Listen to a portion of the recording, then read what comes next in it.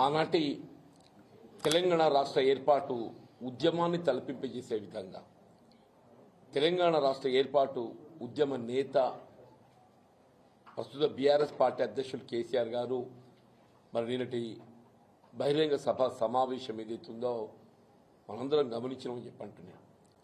మిత్రుడు విద్యాసాగర్ రావు గారు జిల్లా బీఆర్ఎస్ పార్టీ అధ్యక్షులు, మిత్రుడు కొప్పల ఈశ్వర్ గారు మాజీ మంత్రివర్యులు, సోదరి దావ వసంత గారు మాజీ జిల్లా ప్రజా పరిషత్ అధ్యక్షురాలు, అట్లాగే మా మిత్రులు మాజీ శాసనసభ్యులు సుంకె రవిశంకర్ గారు, మిత్రులు లక్ష్మణస్వరరావు గారు, బాపిరెడ్డి గారు, హరిచరణరావు గారు, శ్రీకాంత్ గారు, సమావేశంలో పాల్గొంటున్నటువంటి వివిధ హోదాల్లో ఉన్నటువంటి బీఆర్ఎస్ నాయకులు మిత్రులందరూ కూడా చెప్పంటున్నాను.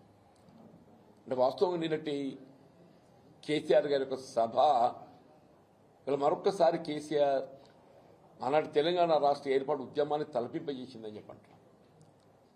ఇలా రాష్ట్రంలో ఏదైతుందో వారు 2 పర్యాయాలు ముఖ్యమంత్రిగా ఈ రాష్ట్రాన్ని జాతీయ స్థాయిలో అంతర్జాతీయ స్థాయిలో నిలబెట్టినటువంటి ఘనత కేసీఆర్ గారికి దక్కితే ఆనాడు మరి కాంగ్రెస్ పార్టీ మరింత మేలైన ప్రభుత్వం ఇవ్వడం జరుగుతుందనేటువంటి ఒక భావన ఆశల పల్లకిలో ప్రజానీకాన్ని ఊరిగింప చేయడంతో సరే మార్పు చేయడం జరిగింది. ఏ మార్పు అయినా కానీ మంచి కోసం జరగాలి. కానీ జరిగిందేంటి? తిరోగమన చర్యగా మరి మీరు కేసీఆర్ గారి కంటే మెరుగైన పాలన ఇస్తామని చెప్పని మీరు పేర్కొన్నారు. మరి జరుగుతుందేంటి? ఇప్పుడే మిత్రులు ఈశ్వర్ గారు చెప్పిండే మరి దేశంలోనే ఎక్కడ లేని విధంగా రైతాంగానికి పెట్టుబడి సమకూర్చే విధంగా రైతు బంధు కార్యక్రమాన్ని అమలు చేసి తలబెడితే వీళ్ళు 3 పంటలే కొట్టిండే 3 పంటలే కొట్టి ఈసారి ఏదైతుందో రబీకి సంబంధించి 2వ ఎకరానికి వాళ్ళు ఇస్తా అని చెప్పని పేర్కొంటున్నా చెప్పండి. వీళ్ళ పంటల బీమా పథకం వీళ్ళ ప్రకృతి వైపరీత్యాలతో పంటలు నష్టపోతే రైతాంగాన్ని ఆదుకోవటానికి కొరకు పంటల బీమా పథకం అమలు చేస్తామని చెప్పాను. దాన్ని ఊసేలేదు. భూమి లేని నిరుపేదలకు ఏదైతుందో ప్రోత్సాహకంగా ఎకరానికి 1000 రూపాయలు ఇస్తామని చెప్పాను. ఆ ఆలోచన అమలు కార్యక్రమం లేదని చెప్పంటున్నాను నేను. వీళ్ళ కళ్యాణ లక్ష్మి ఆడబిడ్డలకు ఏదైతుందో ఒక వరంలాగా కుటుంబాన్ని ఆదుకోవటానికి కొరకు మరి ఆనాడు కేసీఆర్ గారు 50,000తో ఆరంభింపజేసి 1,00,000 రూపాయలకు చేరిస్తే దానికి తులం బంగారం జోడిస్తామని చెప్పని పేర్కొన్నాం. తులం బంగారం కాదు కదా, అసలు ఇచ్చే 1,00,000 రూపాయలు కూడా ఏదైతుందో పెళ్లి నాటి ఇవ్వాల్సినటువంటి 1,00,000 రూపాయలు వీళ్ళ ప్రసూతి నాడు ఇచ్చే పరిస్థితి ఎదురవుతుందని చెప్పండి. ఆ ప్రసూతి కూడా అందడం లేదు చెప్పండి. ప్రసూతి సహాయం కేసీఆర్ కిట్ నీకు నిజంగా కేసీఆర్ గారి పేరట అమలవుతున్న కార్యక్రమం నీకు నచ్చకుంటే ఇందిరమ్మ పేరు పెట్టు. కానీ పథకం నిలిపివేయడం ఏంటే నాకు అర్థం కాదని చెప్పండి. నేను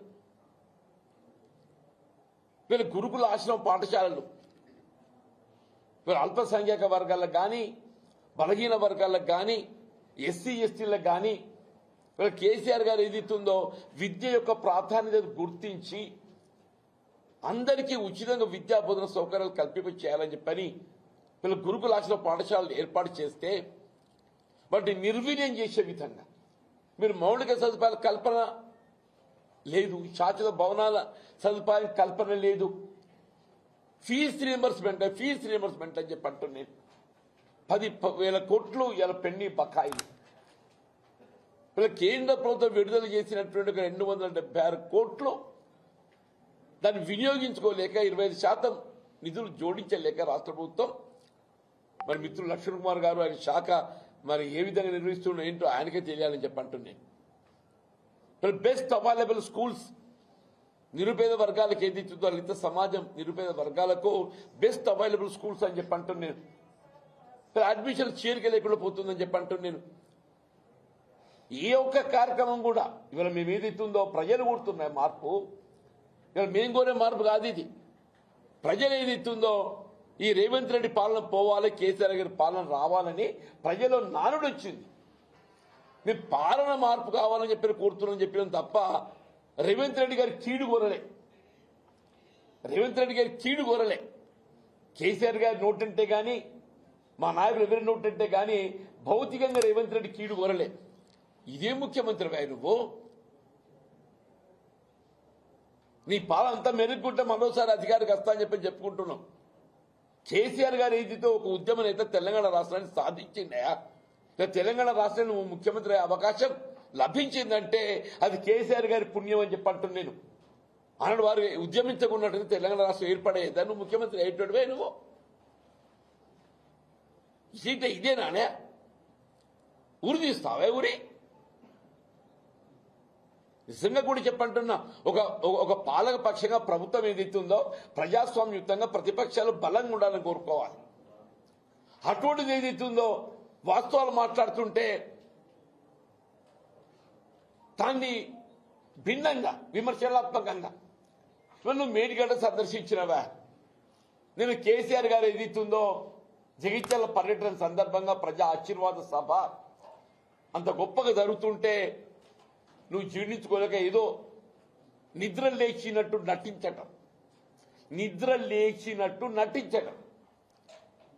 మేడిగడ్డ కురింగిపోయింది. ఎన్నడు కురింగింది? 30 మాసాలైంది. 2 పిల్లలు కురింగినాయి. దాన్ని నిర్మాణం చేసింది ఎవరు? వీళ్ళ ఎల్ఎన్టీ పబ్లిక్ అండర్టేకింగ్. అది అసలు నిజంగా ఎల్ఎన్టీకి అంతర్జాతీయ స్థాయిలో గుర్తింపు ఉంది. అది ఎవడు చెప్తే ఏంటోడు కాదు. ఎల్ఎన్టీ నిర్మాణ సంస్థ అనేది ఏదైతే ఉందో అంతర్జాతీయంగా గుర్తింపు పొందింది. అది ఎవరి సలహాలు సూచన చేస్తే అది తప్పులు చేసేటువంటి సంస్థ కాదు. అది సరే పిల్లలు కుంగినాయి, దురదృష్టం. అవి మరమ్మతు చేసుకుంటూ 400 కోట్లు అవుతాయి. ఎక్కువ మరమ్మతు చేసుకుంటూ 400 కోట్లు అవుతాయి. 30 మాసాలు గడిచింది. ఎన్డీఎస్ఏ జాతీయ సంస్థ ఏదైతుందో వాళ్ళు సంవత్సర కాలం దాన్ని నార్చిండ్రు, పెండింగ్ పెట్టిండ్రు. వాళ్ళ రిపోర్ట్ ఇచ్చి సంవత్సర కాలం గడిచిందే. దాని పునర్నిర్మాణం ఇప్పటికి అయిపోయేది ఉండే. అని చెప్పి అంటున్నాను. నువ్వు ఎంతవరకు కేసీఆర్ గారిని ఒక దోషిగా నిలబెట్టే ప్రయత్నం తప్పేదైతుందో ఈ తెలంగాణ రాష్ట్ర భవిష్యత్తు అని చెప్పండి జీవన ఆధారం. మేడిగడ్డ ఇవాళ ఏదైతుందో ఈ తెలంగాణ రాష్ట్ర భవిష్యత్తు జీవన ఆధారం అని చెప్పంటాడు.